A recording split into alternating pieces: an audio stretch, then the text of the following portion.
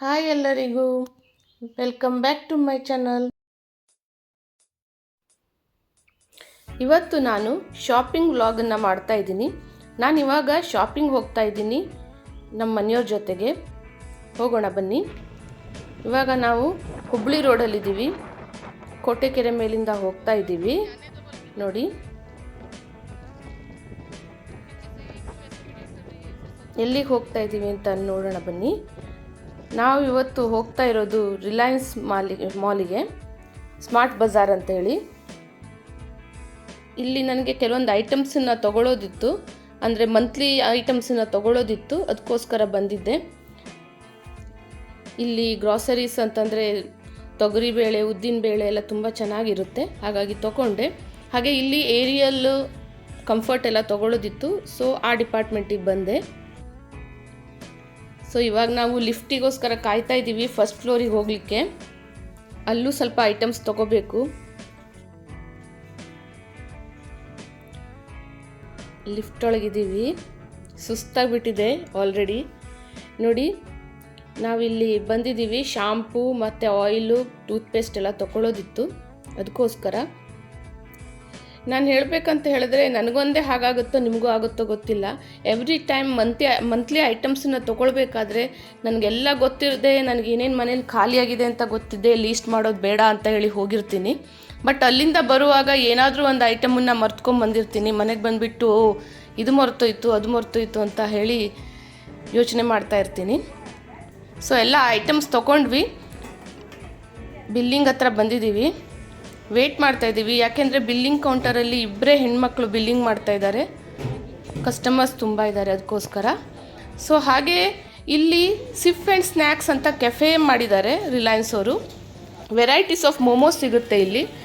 ನನ್ನ ಮಗಳಿಗೆ ಮತ್ತು ನನಗೆ ಇಬ್ಬರಿಗೂ ಮೋಮೋಸ್ ಇಷ್ಟ, ಸೊ ಅದಕ್ಕೋಸ್ಕರ ತೊಗೋತಾ ಇದ್ದೀವಿ. ತುಂಬ ಜನರಿಗೆ ಇಷ್ಟ ಆಗಲ್ಲ, ಬಟ್ ಇವ್ರ ಹತ್ರ ತುಂಬ ವೆರೈಟೀಸ್ ಇದ್ವು, ಅದಕ್ಕೋಸ್ಕರ ತೊಗೋತಾ ಇದ್ದೀನಿ. ಸೊ ಮನೆಗೆ ಬಂದ್ವಿ.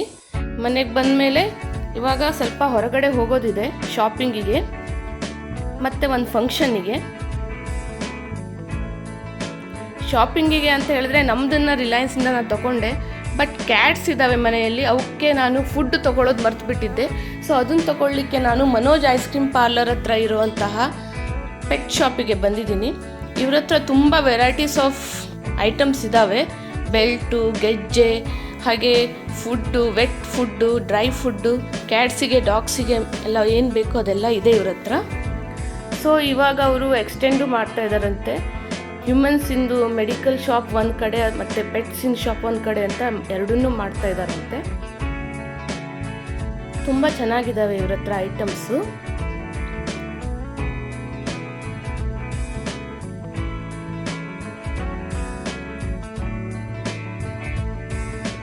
ನೋಡಿ, ಸೊ ಬಂದೆ ಮನೆಗೆ. ಪರ್ಷಿಯನ್ ಕ್ಯಾಟಿಗೆ ಬೇರೆ ಮತ್ತು ನಮ್ಮದು ಲೋಕಲ್ ಕ್ಯಾಟಿಗೆ ಬೇರೆ ಫುಡ್ಡನ್ನು ತೊಗೊಂಡಿದ್ದೀನಿ. ಹಾಗೆ ಸಂಜೆ ಆಗಿದೆ ಬರುವಾಗ. ಮನೆಗೆ ಬಂದು ದೇವರಿಗೆ ದೀಪ ಹಚ್ತಾ ಇದ್ದೀನಿ. ಆ್ಯಕ್ಚುಲಿ ನಮ್ಮ ಮನೆ ಹೆಣ್ಮಕ್ಳು ಹಚ್ತಾರೆ, ಬಟ್ ಇವತ್ತು ನಾನು ಹಚ್ತಾ ಇದ್ದೀನಿ. ನಮ್ಮ ಮನೆಯವರಿಗೆ ಸಂಜೆ ಹೊತ್ತಿಗೆ ಮನೆ ಹೆಣ್ಮಕ್ಳೇ ದೀಪ ಹಚ್ಚಬೇಕು ಅಂತ ಹೇಳಿ ಒಂದು ಇದಿದೆ, ಅದಕ್ಕೋಸ್ಕರ. ಸೊ ನಾನು ದೀಪ ಹಚ್ಚಿ ನನ್ನ ಮಗಳ ಕೈಲಿ ತುಳಸಿಗೆ ದೀಪವನ್ನು ಹಚ್ಕೋಗ್ತಾ ಇದ್ದೀನಿ. ಅವಳು ಹೋಗಿ ಇಡ್ತಾ ಇದ್ದಾಳೆ.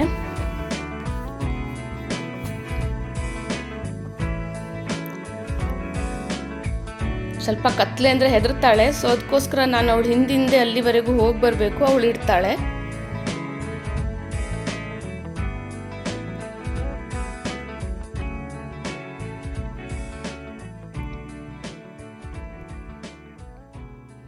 ಕೆಳಗಡೆ ಮನೆ ಬಾಡಿಗೆ ಕೊಟ್ಟಿದ್ವಿ, ಸೊ ಅವ್ರು ಇನ್ನೂ ಆಫೀಸಿಂದ ಬಂದಿಲ್ಲ ಅನಿಸುತ್ತೆ, ಅದಕ್ಕೋಸ್ಕರ ಲೈಟ್ ಹಚ್ಚಿಲ್ಲ.